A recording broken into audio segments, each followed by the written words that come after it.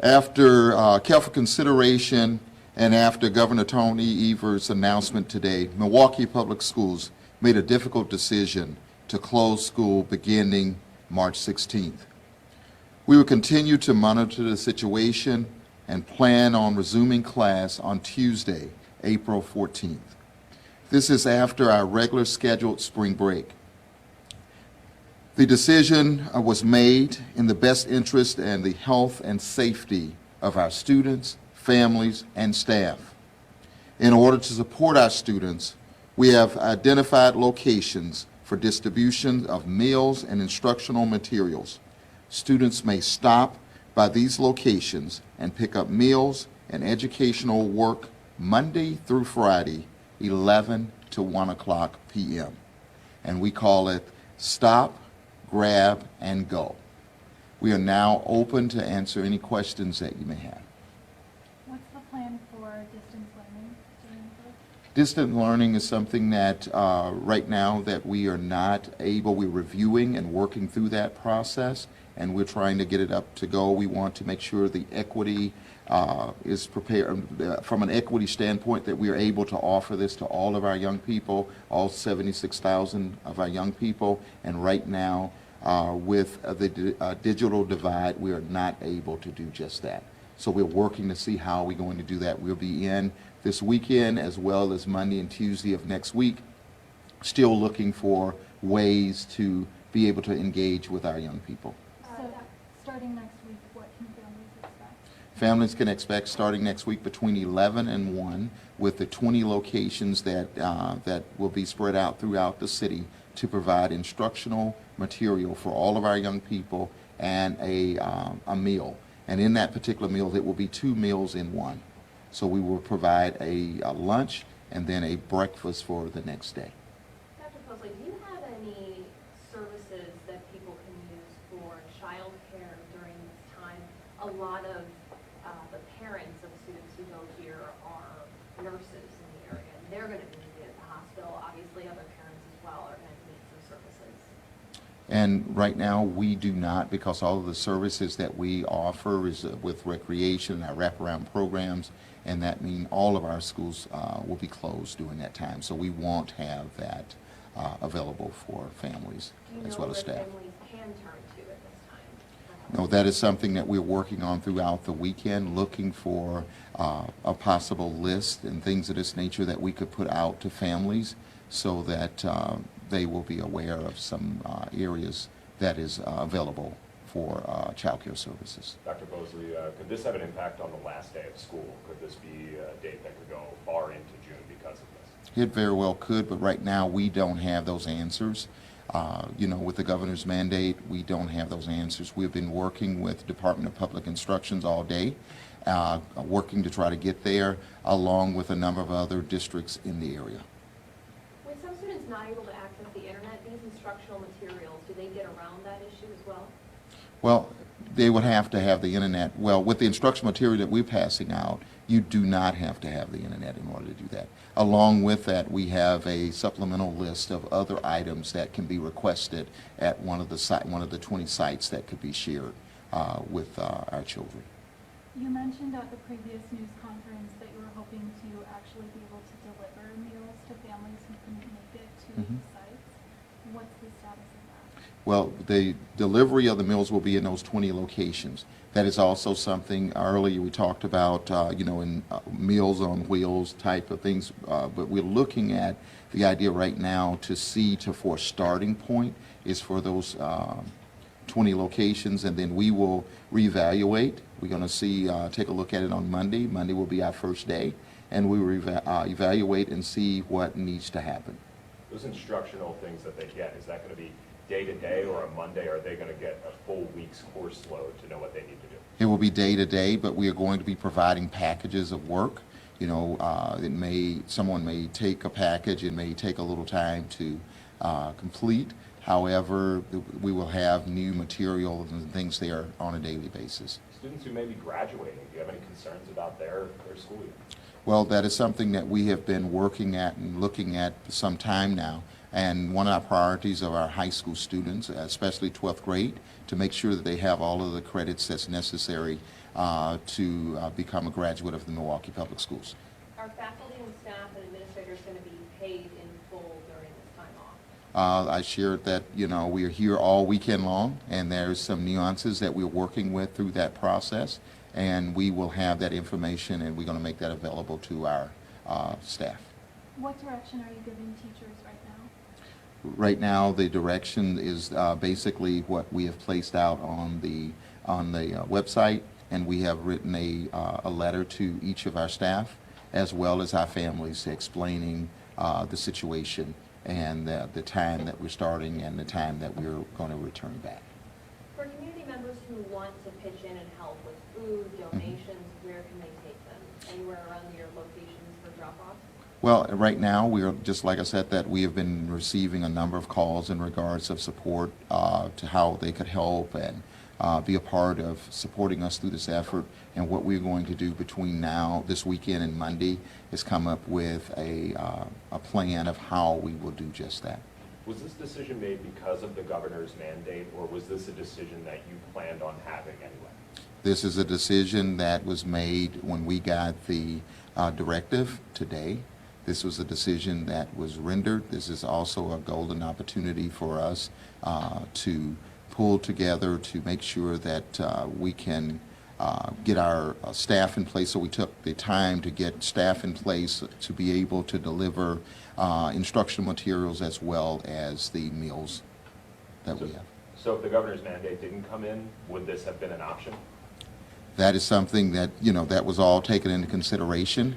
And truly, we've been looking at a lot of different factors. We've been monitoring, talking to a lot of different agencies, Dr. Kowalik, and just looking at the numbers that was coming in around the coronavirus and making sure. So right now, we were just monitoring the situation, and then we're going to make needed, necessary decisions around closure or not.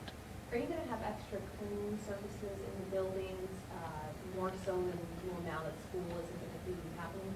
We have been on a cleaning process for the last month, trying to make sure that we had our schools exactly where we needed them to be. We also had wiping surfaces, high touch areas throughout the day as we go through, such as tables, light switches, the phone, computer, and all those type of things where you have heavy areas where children may be touching and adults may be touching on a daily basis. So we have been doing just that. However, with the governor's directive, the idea that those 2 weeks that schools will be closed, we'll get a jump start on some things on Monday and Tuesday. And then after the 14th, we'll evaluate and see where we go. And there's some work that will be going on this weekend as well. Why did you decide to close school starting Monday as opposed to Wednesday? Basically, I shared earlier the idea around making sure that we could get prepared. So we took the 2 days to get prepared with instructional material as well as providing meals. So we needed to get those things in place. We have 20 locations throughout the city, and so we needed to get those items in place. Also, all 12-month employees will be in schools. So that means principals will be out in schools on Monday and Tuesday as well as the 12-month employees that work here at 52nd and Valley. It's uncharted territory for a lot of people right now. Absolutely. Yeah, I mean, how difficult has this been for you, really heading the largest school district in the state, having to be responsible for so many tens of thousands of kids?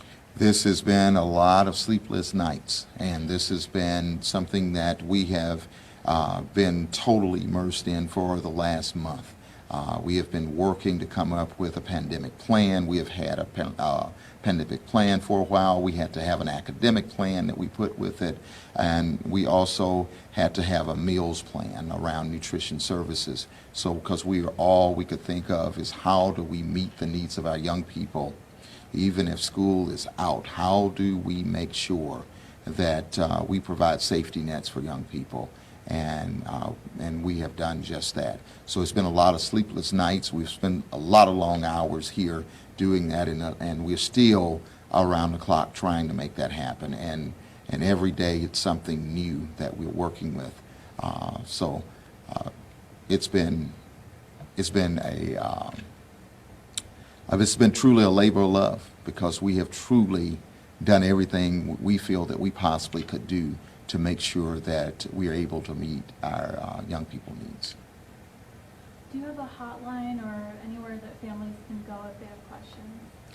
That is something that we are talking about, and we'll be spending some time talking about it this weekend. Right now, what we have is a question and answer piece that is up on our webpage, and we're getting questions and answering them as they come in.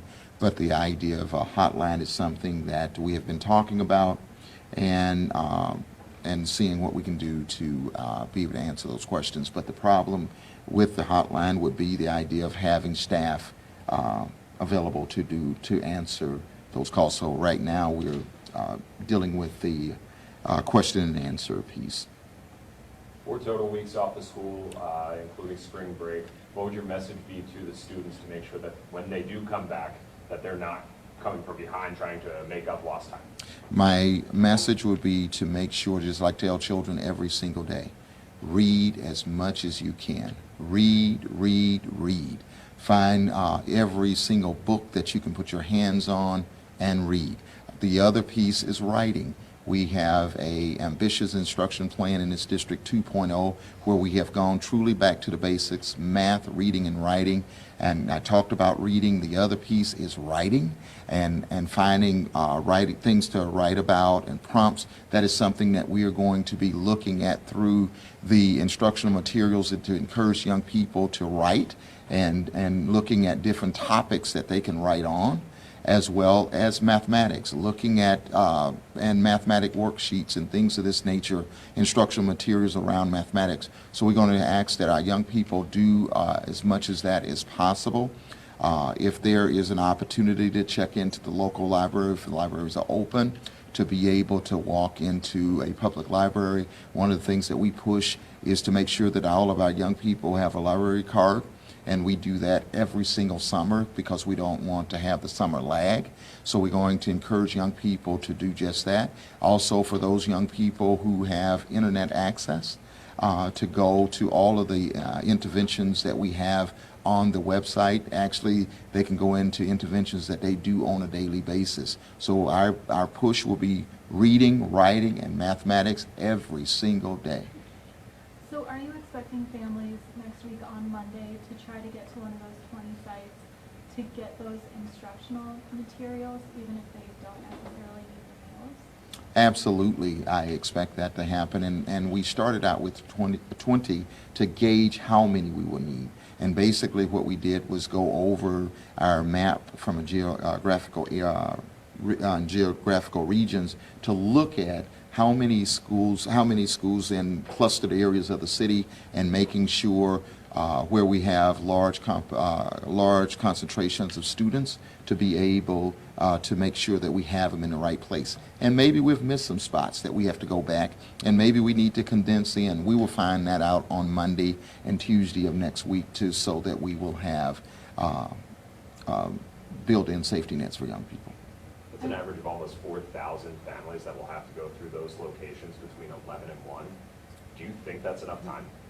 Absolutely. I think it's enough time because they're grabbing and they are leaving. So it's not anyone staying around and having a meal there. They're coming, picking up, and leaving. So I think that will be the case. However, we will have an opportunity to evaluate, and if we need to make adjustments will be made. Right, I'm wondering about the idea of equity in this situation with families who don't have transportation to get to one of those 20 sites.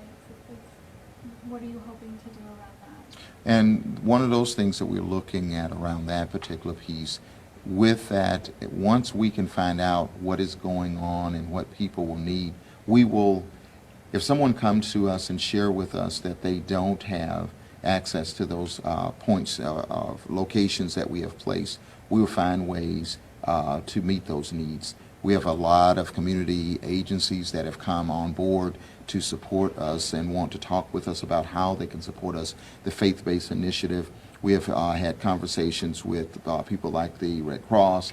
There's a number of different individuals that are out there, have a lot of business partners with the district, and we have heard calls from various members about how can they get involved and how can they support us. And so those are some of the things that we will look at when we evaluate as we work together on how we can go about making sure that we meet the needs of all of those students from an equity lens.